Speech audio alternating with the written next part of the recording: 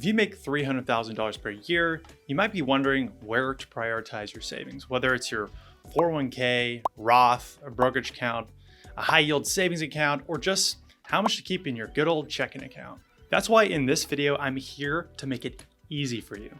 I'm gonna whiteboard out the 6 places your savings should go if you're in that $300,000 income range, and I'm gonna explain why most people in this range should follow this order. And towards the end of this video, I'm actually gonna walk through a real life example of someone just like you making over $300,000, and you'll see exactly how we applied this framework to their situation. And please feel free to steal their strategy and make it work for you. And if we haven't met yet, my name is Matt. I'm a certified financial planner, and I make videos to help you reach work optional. So if this sounds like something that you resonate with, hit that subscribe button. It's absolutely free. And my goal is to provide you with massive value every single week right here on YouTube. All right, so first things first, your number one priority should be to build up your emergency fund. Things like car repairs, home maintenance, and health expenses will come up at some point. We just don't know when, which is why I promise you, you will not regret having one, and you just don't want to get caught flat-footed without having one. So how much do you need? Well, I personally like to have 1 to 2 months worth of expenses in checking, and then another 2 to 4 months in a high yield savings account, so I can earn just a little bit of interest on my cash. But the bottom line is that an emergency fund is the only way you can truly weather the storm of life itself. Next, take advantage of your 401k match. If you're saving for retirement, 95% of the time, it makes sense to contribute enough to get that 401k match before anything else. Why? Because that's a return on investment of 100% simply for making contributions.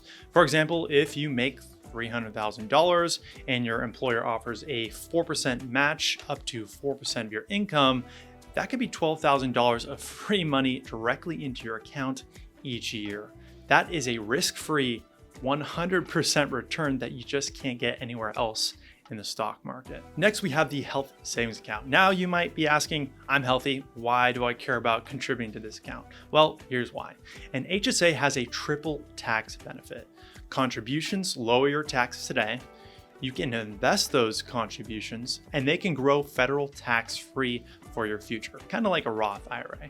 And lastly, distributions can come out tax-free if used for medical expenses. So after decades of contributions and compounding, you can have a massive balance. And the part that people don't know about is that you can actually reimburse yourself as well. So if you have decades of qualified medical receipts, that's tax-free distributions when you need them because you paid for those expenses out of pocket in the past and you're now reimbursing yourself in the future. And I made a video on why this might be one of the most underrated accounts out there. You can check that out in the show notes after this video. Okay, so number 3, tackle high interest debt, particularly credit card debt. And I'm not going to spend too much time on this one. If you don't pay off your credit cards monthly, you really should be paying off this debt before investing anywhere else. Okay, so number 4, consider your Roth options. If you have a high enough income, you can't contribute to a Roth IRA. However, there are a few options that include the backdoor Roth IRA, the Roth 401k, and the mega backdoor Roth. With all these, you're telling yourself that you want to pay the tax today so that in retirement, you will have tax-free income. But there is some extra due diligence that you need to do from a tax standpoint before you take advantage of these strategies, but it's worth exploring if you have a high income and you have more room to save in your budget. Okay, so lastly, if you still have money left over to save after funding your emergency fund, your 401k, HSA, you looked at your Roth options, great for you. You're probably a better saver than most people, but now you can move on to the taxable account. A taxable account is good because it's a place you can save for some of those intermediate term goals, so you're not tempted to touch your retirement funds. It can also be a great account for saving something like a home, a new car, or whatever other projects you really have. I like to call this taxable account the ultimate financial freedom account because it offers just so much flexibility for your savings.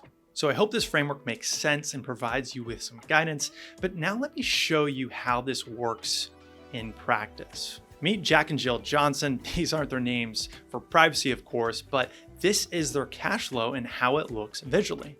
Now, Jack earns a salary of approximately $220,000 per year, while Jill earns around $95,000 per year. And from their combined income, they will be paying an estimated $86,000 taxes, which includes federal, California state, and FICA tax. So the first step in their savings was to max out his 401k and her 403b. Not only do they receive a 50% match up to 4% of their salary, but also in their case, they're in the 24% bracket, and they expect Jill to eventually drop down to part-time. So what we did was we decided that while they're earning more, they're gonna max out these accounts on that pre-tax basis. And as Jill drops to part-time work, then we can start exploring shifting to Roth 401k contributions. Why? Because they will be in a lower tax bracket for that period of time. And we want to look at taking advantage of that and pay the tax while they're at a lower rate. Next, we max out their HSA to get that triple tax benefit for them. Thirdly, for them, they make too much money to contribute to a Roth IRA, so we use the backdoor Roth IRA strategy for them so they can get around those income limits and get that tax-free growth in a Roth.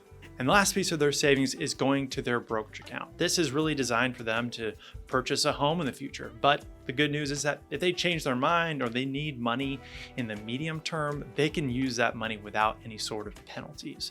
This leaves them with approximately $105,000 to cover the rest of their living expenses.